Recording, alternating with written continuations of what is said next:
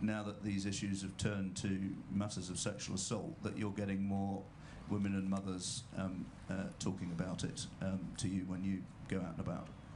Yes is the answer to that, very, very clearly. And it was interesting, wasn't it, to see the protest, the very peaceful protest of the women dressed in pink that were outside Canary Wharf yesterday, protesting, I have to say, very peacefully. Quite why the police seem to think a Section 43 was necessary and to prohibit them from going back within 28 days. And maybe it was the masked thugs from Antifa who perhaps they should have been focusing their attentions on. Just an observation, just a thought. But I do think one of the things that's happened over the course of the last few weeks is, without doubt, we're definitely seeing not just high-profile women coming to reform, and you've seen one or two of those on the stage here and in Wales over the course of the last few weeks. But I think generally out there, I think there is grave concern, particularly amongst mothers, about their teenagers, whether they can let them out. So yes, I think this is perhaps this issue has spoken a truth to people that they've been feeling increasingly for some time, and I think that maybe changes the complexion of how people view reform. You know, the sort of, when I came back into this last June, people regarded it as being a bit of a blokish party. Something to do with my reputation, I can't quite think why. But I think that's changing, and changing very rapidly, and this campaign is very much a part of that. Anna Gross, Financial Times. I'll do it without that. All right.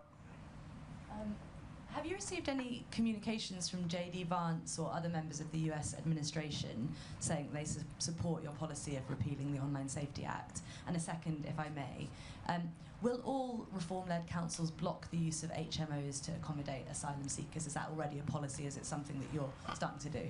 Yes, we were absolutely, all those councillors, all those nearly 700 councillors that were elected back on May the 1st this year, absolutely. And it's quite a debate, isn't it? Because whilst it's the hotels that have the visibility, and that's where the protests happen, in some ways the HMOs are even worse than the hotels, because you're next door, they're over the road, you don't know where they are.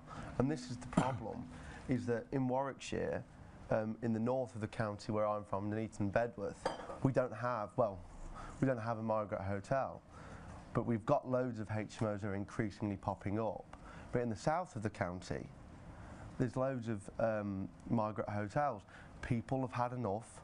You know, like I said during the campaign, we have three things in Warwickshire reform: honesty, integrity and transparency. And when this come across my desk, I couldn't break away from my instincts. Transparency is the key to this. If you keep on and tell the people the truth, they understand and they know what to work with. This is the point. If we highlight them all, people can understand. The Home Office are telling Warwickshire Chief Constable, telling Warwickshire County Council, oh, we're not going to tell you where all the HMOs are. We're not going to tell you. We don't know where they are. That's dangerous. That's against safeguarding. As the Children and Family Portfolio holder, that's a huge problem for the children in Warwickshire. It's about safety. It's simple. Yeah, and it's actually worth you talking to Sarah Pochin. One of the big elements that came out of the Runcorn by-election was the HMO issue. Who would say, well, there's a house here and 10 or 15 people from a completely different culture have been put in this house, and they say they've been following our kids to school, and we're very, very scared. I recommend that you talk to her. As for the JD Vance, I can't remember the answer to that. Oliver Harris, Politics UK. Thank you. Good morning.